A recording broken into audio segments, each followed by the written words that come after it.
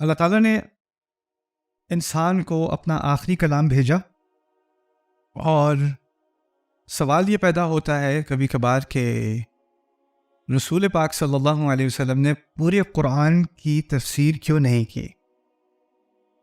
آپ کو نہیں ملے گا کہ ہر آیت کے اندر، ہر آیت کے نیچے رسول صلی اللہ علیہ وسلم کی کوئی حدیث ہے جو بیان کر دے کہ اس آیت کا صحیح مفہوم کیا ہے، اس کی تفسیر کیا ہے۔ آپ کو صحابہ کی رائے مل جائے گی، آپ کو اکثر و بیشتر 99% سے زیادہ آپ کو رسول پاک صلی اللہ علیہ وسلم کا کوئی کامنٹ نہیں ملے گا آیت کے بارے میں، بہت کم ملے گا۔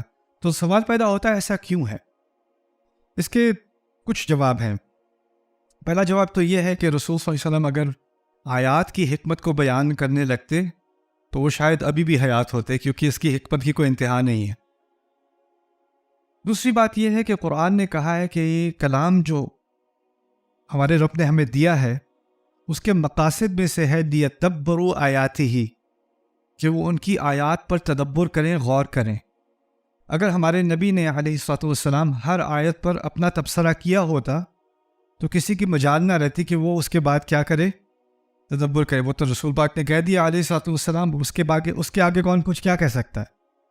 تو وہاں تک بات ختم ہو جاتی۔ لیکن قرآن کے مقاصد میں سے تھا کہ انسان اس کے بارے میں سوچے، اس پر غور کرے، اس پر تدبر کرے۔ اب غور کرنے کا مسئلہ یہ ہے کہ کوئی انسان جو آج سے 600 سال پہلے قرآن اٹھا کر اس پر غور کر رہا تھا، اور جو 800 سال پہلے غور کر رہا تھا، اور جو 200 سال پہلے غور کر رہا تھا، ان انسانوں کی تاریخ مختلف، ان کی زندگی مختلف، ان کی سوسائٹی مختلف، ان کے تجربے مختلف۔ کیا آپ کی سوچ پر آپ کے تجربے سے اثر پڑتا ہے؟ آپ کی سوسائٹی سے اثر پڑتا ہے؟ آپ کی انوائرمنٹ سے اثر پڑتا ہے؟ تو وہ اپنے سارے تجربات، اپنا سارا علم، جیسے اگر کوئی کہے آج کہ میں بائیولوجی پڑھ رہا ہوں، اس کو بائیولوجی کا کچھ علم ہے۔ آج سے 600 سال پہلے بھی لوگ بائیولوجی پڑھ رہے تھے، لیکن ان کے علم میں اور آپ کے علم میں فرق ہے، ان کی سوچ میں فرق ہے، بالکل ہے۔ انسان کائنات کو ہزاروں سال سے پڑھ رہے ہیں، ستاروں کو، کائنات کو ہزاروں سال سے ہم پڑھ رہے ہیں، لیکن جو ہزاروں سال سے پڑھ رہے تھے اور جو آج پڑھ رہے ہیں اس میں فرق ہے کہ نہیں؟ بالکل ہے۔ تو انسان کی سوچ پہ، اس کی حقیقت کی بنیاد پر، اس کی سوچ پہ، اس کے علم پر، اس کی رائے پر، یہاں تک کہ اس کے جذبات پر بھی اثر پڑتا ہے۔ اللہ تعالیٰ کے پلان میں معلوم ہوتا ہے، ان کے مقاصد میں سے ایک مقصد تھا کہ ہر صدی کا اور ہر دور کا ہر انسان اللہ کے کلام کے پاس آئے، وہ اپنے نقطۂ نظر سے آئے، اس کلام کی حقیقت کو سمجھے، لیکن شاید اس کو اس کلام میں وہ ایسی چیز نظر آنی شروع ہو جائے جو کسی اور کو نظر نہ آتی ہو۔ تو وہ اس انسان کے لیے جو چیز اس کو نظر آئے تو وہ حیران رہ جائے کہ میں تو اس دنیا سے آیا ہوں، میری اس دنیا سے آنے کے باوجود قرآن نے ایسی بات کر دی، تو وہ اس کے لیے ایک معجزہ بن جاتی ہے۔ وہ چیز، اس کا وہ تدبر، اس کے لیے وہ ایک معجزہ بن جاتا ہے۔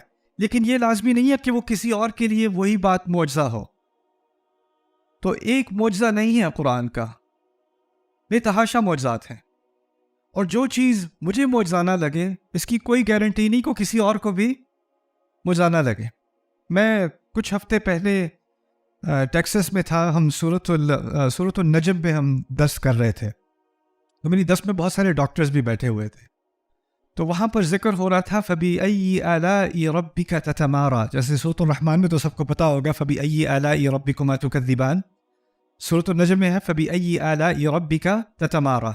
تو آلاء کے لفظ پر بحث ہو رہی تھی کہ آلاء میں اللہ تعالیٰ کی نعمتوں کے بھی معنی ہیں، لیکن آلاء کا لفظ نکلتا ہے الیا سے، الیا، اور الیا کہتے ہیں اس مسل کو، ہاتھ کے اس مسل کو جو آپ کے انگوٹھے کے بالکل نیچے ہے، ٹھیک ہے؟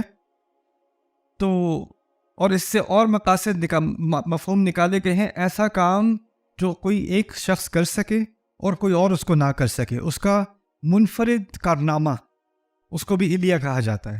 تو فَبِأَيِّ آلَاءِ رَبِّكُمَا اور ربی کا مفہوم اس کا یہ بھی ہے کہ اللہ تعالیٰ کے ایسے کارنامے جو صرف اللہ ہی کر سکتا ہے، ایسے کارنامے جو صرف اللہ کر سکتا، کوئی اور کر ہی نہیں سکتا۔ تو میری کلاس میں کچھ بیٹھے ہوئے تھے ڈاکٹرز، تو ایک ڈاکٹر میرے پاس آئے، کہتے ہیں کہ یہ جو مسل ہے نا، یہ ہمارے اور باقی تمام اس دنیا میں جو حیوانات ہیں، اسپیشیز ہیں، ان سب میں فرق کرنے والا مسل اصل میں یہ ہے۔ اس کی وجہ سے ہمارا انگوٹھا 360 ڈگریز موو کرتا ہے، اس کی وجہ سے ہم کسی چیز کو اس طرح پکڑ سکتے ہیں ٹولز بنا سکتے ہیں، لکھ سکتے ہیں، ساری ٹیکنالوجی اور سارے کارنامے انسان کے حصے ہیں. اس سے وہ کارنامے کر سکتا ہے جو اور کوئی نہیں کر سکتا. سبحان اللہ. اب مجھے اس بات کا کوئی اندازہ ہو ہی نہیں سکتا تھا، ممکن نہیں تھا میرے لیے، کیونکہ وہ میری دنیا ہی نہیں ہے.